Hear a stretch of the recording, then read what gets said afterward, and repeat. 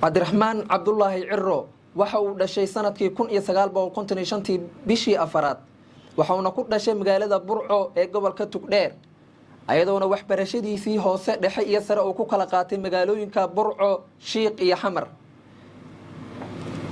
Ciro waxa uu soo qabtay xilal kala duwan xilligii dawladii kacaanka waxaa loo doortay agaasimaha hay'ad ka shaqeyn jirtay gargaarka iyo dib u dejinta sidoo kale sanadihii 1988 ilaa 1996 waxa uu ahaa danjire ku-xigeenkii safaaradii Soomaaliya ee dalka Ruushka.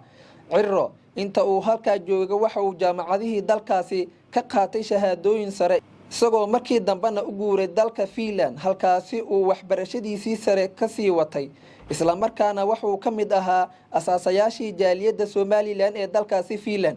Sanadkii 1999 ayuu u soo wareegtay Somaliland isagoo ka mid noqday asaasayaashii xisbiga UCID. sanadkii 2005 ayaa loo doortay xildhibaan ka tirsan golaha wakiilada kadibna waxa uu noqday afhayeenkii golaha wakiilada ee maamulka Somaliland. waxa uu sanadkii 2011 asaasay xisbiga wadani oo doorashadii ururada iyo dawladaha hoose ee sanadkii 2012 xisbinimo ku soo guuleystay kadibna waxa uu madaxweyne u tartamay doorashadii 2017 markaasi uu helay codad dhan 42%. inkastoo uu ka guuleystay Muuse Biixi Cabdi oo ka sharaxnaa xisbiga Kulmiye mar kale doorashadii qabsoontay 13 bishii November ee sanadkan ayuu kursiga madaxtooyada kula tartamay madaxweyne Biixi isagoo helay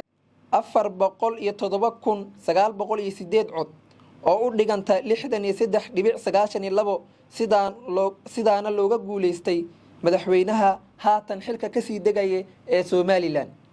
Ciro waxa uu ku ololeeyay inuu miday doono shacabka maamulka Somaliland isla markaana oo dib u dhis xoogan ku sameey doono ciidanka maamulkaasi. sidoo kale waxa uu ololihiisa ka mid ahaa oo ku ololeeyay in maamulka Somaliland uu u raadi doono ictiraaf maadaama aysan dunida ka haysan ictiraaf buuxa.